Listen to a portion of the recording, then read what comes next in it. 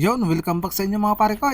Mamumana naman tayo at napagplanuhan ng tropa na dumayo sa isla sa may Tikling Island. Kaya naman papunta na nga kami doon at sasakay muna kami ng bangka mula dito sa may Santa Isabel sa part ng Santa Magdalena at papunta doon sa may Tikling Island at babiyahe na nga kami mga pare ko. Kaya naman samahan nyo kami sa ating panibagong adventure.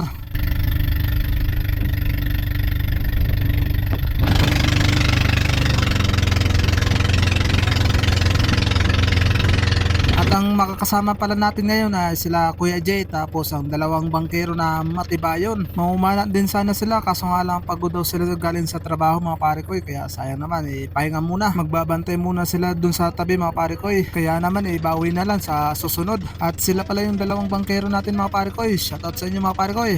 Yun. At syempre, wag natin kalimutan i-shoutout yung dalaw natin kasama pa. At yun ang vlogger ng Matnog, si Kuya Ed Brandon Malana at kay Kuya Don Vic. Yun. Shoutout sa inyo mga pare ko Mga bagong kasama natin, bagong tropa natin mga pare ko Yan, at biyahin na tayo. At malapit na tayo makarating sa isla na aming pupuntahan mga pare ko Kaya naman sana makarami tayo ng mahuli. At kahit pang ulam lang ay pwedeng pwede na. At bago pala tayo magsimula ay shoutout muna tayo. Shoutout sa iyo Harvey Sarmento from Santa Magdalena. At shoutout din kay Ronico Norte from Hernani, Eastern Samar. At shoutout din kay Tata Miloy from Barcelona, Mapapak. At shoutout din sa iyo El Spearfishing from San Francisco, Quezon. At shoutout din sa iyo Tarads Hajirol from Zamboanga. Yun, at simulan na natin to mga pare ko At para makahuli na tayo ng pang-ulam. At nauna na nga yung mga kasama ko. At syempre kasama din natin si Bayaw. At bago pala tayo sumisid hingi muna tayo ng gabay sa taas para safe tayo sa bawat dive natin mga pare ko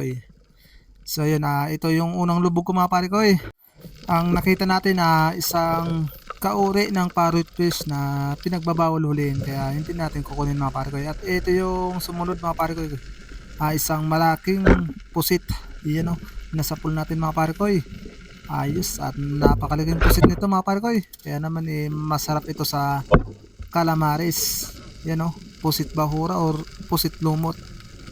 Malaki ito, nasa kalating kilo rin mga pare ko At ito yung sumunod isang kubalan.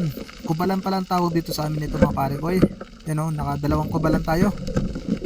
Hindi ko na na-videohan yung isa. Masarap na luto rito paksiw at prito lang. At ito naman yung sumunod mga pare ko sa sunod na lubog natin na isang baryungon or lipstickan. Ayan ayos, good size na rin ito mga pare ko Ayun, nasa pool natin. Napakaganda nga ng tama nito. Yan. Ayos ito pang ihaw. Pwede rin ito sa sabaw mga pare ko masarap din ito. At dito ay may nailawan na agad ako na isang pusit. Bali dalawa pala itong pusit na to kaso medyo mailap yung isa. At nung nilapitan ko tong isa ay biglang kumaripas na ng langoy. At sayang naman at hindi natin nakuha. Saka wala tong blinker na gamit kong flashlight mga pare ko At ito ay nakabawi rin tayo. Nakakuha rin tayo ng isang balayungon or lipstickan. Ayos, at kahit hindi natin nakuha yung pusit may sumunod agad na isda na ating natusok. At ito pagsisid ko ulit may tapasan akong nakita kaya naman pinanak ko kaagad. Ayos, masarap din ito sa inihaw mga pare ko Kaya hanap-hanap lang tayo sa paligid, sigurado may mga kasamahan pa ito dito mga pare ko At ito nga may sumunod agad. Yan kaparehas nung nakuha ko kanina mga pare ko Tapasan ulit. Puro pang ihaw yung nakukuha natin dito sa isla na to mga pare ko Pero syempre napakasarap nito sa pulutan, siguradong tumba na naman ang isang bilog nito. At ito nga si Bayaw ay nakakita ng isang malaking pugita. Ayun nasa mahigit 2 kilo nito. Kaya naman siguradong jackpot naman. Meron na agad pang benta, siguradong kwartang linaw naman ito. Yan napakalaki nito. Bibihira na nga yung mga ganitong kalaking pugita. Kasi kadalasan mahigit 1 kilo lang ang nakukuha. At bibihira rin makita mga pare ko Kaya sumisid na rin ako sa ilalim, baka makakita rin tayo. Pero itong nakita ko mga pare ko isang tapasan ulit. Nakasilong sa bato. At ayun, nasa pool natin mga pare ko buta tinamaan at hindi daplis. Tagilid pa naman yung pwesto niya mga pare ko Ayan pandagdag na ito sa inihaw.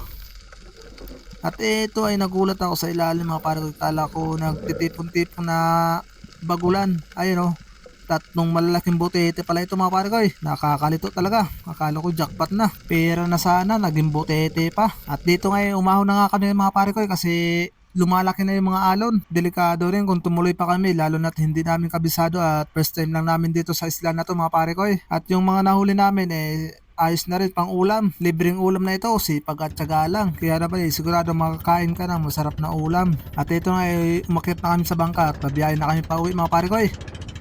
At hanggang dito lang yung night dive adventure natin at sa susunod doon naman kami sa kabilang isla mag na night adventure naman. Doon rin tayo babawi mga pare ko.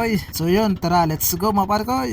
At pakita ko na rin yung mga nahuli ko mga pare ko. Kaunti lang pero ayos na rin ito pang ulam. Medyo malakas kasi yung alon kaya ito lang yung nakuha natin. Pero syempre magpasalamat na lang tayo sa itaas kasi binigyan naman tayo ng biyaya. So yun, hanggang dito lang yung video natin mga pare ko. Pa-like, share, follow na lang. Peace out.